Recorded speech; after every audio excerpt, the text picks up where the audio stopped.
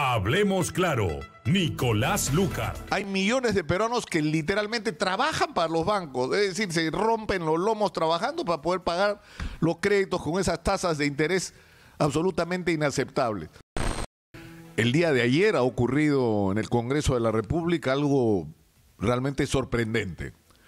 Lo que debía ser un trámite casi administrativo, es decir, someter a segunda votación la reforma constitucional según la cual se impide que los sentenciados por delitos dolosos puedan ser candidatos a ningún cargo público en el Perú. Simplemente no se hizo, no se logró. Y no se logró porque Unión por el Perú y Podemos, que habían votado a favor de la reforma y gracias a ellos se había logrado 87, más de los 87 votos que se requieren para este tipo de modificaciones y que debe ser ratificada en una segunda votación con el mínimo de votos señalado, cambiaron de posición. Y cambiaron de posición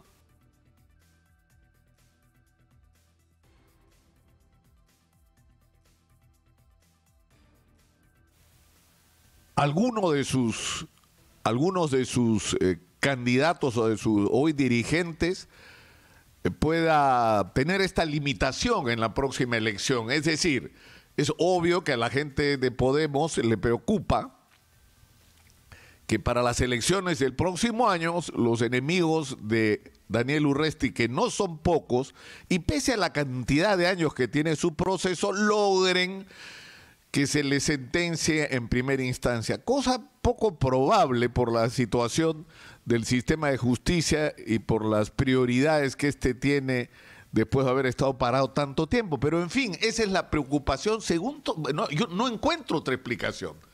O sea, ¿qué es lo que determina un cambio tan abrupto de posición? ¿No? El problema es que por preocuparse por el caso de Daniel Urresti, termina abriendo la puerta para que Alejandro Toledo, Keiko Fujimori, Ollanta Humala, Nadine Heredia, Susana Villarán, Castañeda Locio, Alan García si estuviera vivo, es decir, todos aquellos políticos involucrados en escándalos de corrupción que probablemente sean sentenciados de aquí hasta las elecciones del próximo año, todos ellos puedan ser candidatos. O sea que en el Perú no importe si le robaste a tu país o no, no importa, hermanito, hermanita, anda nomás, dale, tú puedes volver a ser presidente. Pese a que la justicia no solo había encontrado elementos suficientes para procesarte, sino para sentenciarte en primera instancia, tú puedes ser candidato y tú puedes ser presidente del Perú y puedes ser congresista y puedes ser alcalde y puedes ser gobernador. Es decir, el mensaje es destructivo. De eso es lo que estamos tratando de salir, de limpiar la política peruana. Y lo que resulta increíble es que sigamos discutiendo esto ya debería estar resuelto. Esto ya no debería ser tema. O sea, ¿en qué momento se van a dar cuenta que las urgencias y las prioridades de los peruanos son otras? Estamos en medio de una pandemia que nos está matando y que según todas las proyecciones va para peor. Va para peor, todavía no sentimos los efectos del levantamiento de la cuarentena y esto va para peor. Y hemos logrado que se estabilice demasiado arriba, el 17% de los casos salen positivos. Tenemos entre 3.300 y 3.500 casos nuevos al día y se mueren en promedio 183 personas en el Perú por el coronavirus. Eso es una desgracia y esa desgracia va a ser peor si es que no hacemos las cosas que tenemos que hacer. Entonces esas tendrían que ser nuestras prioridades porque además uno de los impactos, y lo hemos dicho acá hasta el cansancio, y debería ser la agenda del Congreso y deberían darle prioridad a eso, son los problemas de la gente. Y uno de los problemas más serios que tienen las personas son los bancos, que los están simplemente exprimiendo. Es decir, el ciudadano, el pequeño empresario pasa por el banco como quien pasa por una moledora de carne humana. Hay millones de peruanos que literalmente trabajan para los bancos, es decir, se rompen los lomos trabajando para poder pagar los créditos con esas tasas de interés absolutamente inaceptables. Pero estamos puestos en una situación en que si ya era un problema lo de las tasas de interés altísimas, lo que estás enfrentando ahora es la incapacidad de pagar de la gente. Y eso tendría que ser una agenda del Congreso que no se resuelve, señores congresistas, pateando el problema 3 o 4 meses. No pagues 3 o 4 meses. ¿Y qué cosa crees? ¿Que eso resuelve el problema? ¿Y qué va a hacer de la vida de esta gente dentro de 3 o 4 meses? Se ha calculado en el Ministerio de la Producción que para, por ejemplo, el negocio del turismo, la gastronomía y todas las actividades conexas a este rubro va a requerir aproximadamente entre 1 año y 1 año y medio para recuperarse. Es decir, y a partir de eso, el Fondo de Apoyo Empresarial para el Turismo está permitiendo la posibilidad de que los periodos de gracia duren 1 año y medio. Es decir, que tú renegocies tus créditos con tasas de interés menores, a plazos mayores, pero sobre todo con un periodo de gracia más extendido. Entonces, eso tiene que ser la agenda del Congreso. Soluciones que además están puestas sobre la mesa por el Banco Central de Reserva, que está diciendo yo pongo la plata, pero aguanta, yo pongo la plata y te compro tu cartera de créditos, le dice a los bancos, pero tú me extiendes los plazos y me bajas los intereses.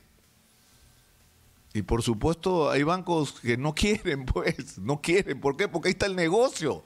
Es decir, estamos pensando en la sobrevivencia de los peruanos y estamos claros en que hay temas en los que no puedes esperar la buena voluntad de algunos empresarios. Lamentablemente, hay que decidir más allá de la voluntad de esta gente. Es el Congreso de la República, representando el interés de los ciudadanos, el que tiene que establecer los mecanismos para que los ciudadanos y las pequeñas empresas tengan lo que han tenido los más ricos en el Perú, que en este momento han recibido créditos de 2% de interés, a 5 años, a 4 años, con periodos de gracia de 1 año. Es decir, si tú eres un gran empresario, tienes derecho a eso, pero si eres chiquito, no te llega, y si eres persona peor, ¿qué va a pasar con la gente que tiene hipotecas, tarjetas de crédito, deudas personales, deudas vehiculares? ¿Qué va a pasar con esta gente dentro de 3 meses? ¿Les van a quitar sus cosas? Es insensato lo que está ocurriendo.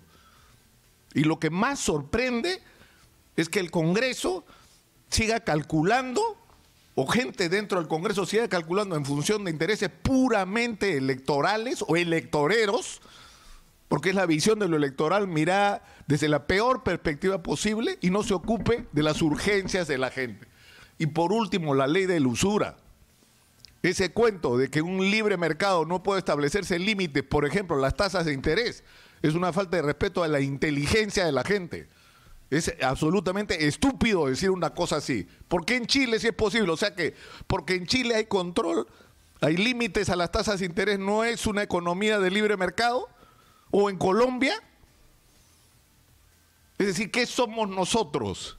La república del liberalismo malentendido, donde nos hemos pasado del extremo del estatismo de Velasco al extremo de permitir que se haga cualquier cosa con el cuento del libre mercado.